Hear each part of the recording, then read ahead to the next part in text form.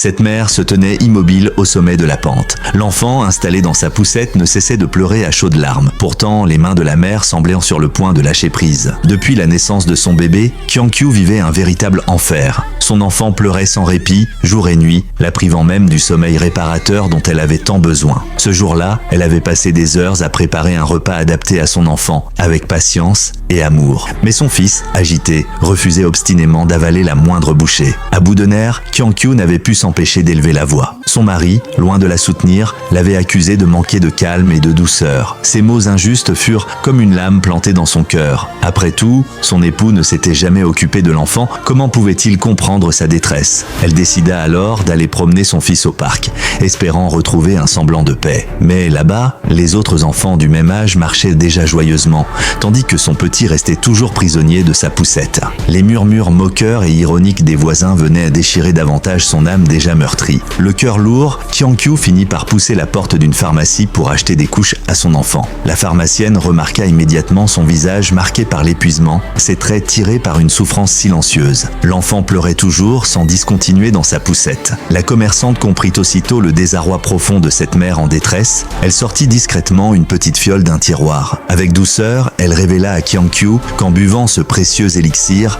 elle pourrait enfin comprendre pourquoi son enfant pleurait tant. Cependant, elle la prévint avec gravité qu'il fallait impérativement respecter les instructions à la lettre, car la moindre imprudence pourrait engendrer des conséquences irréversibles.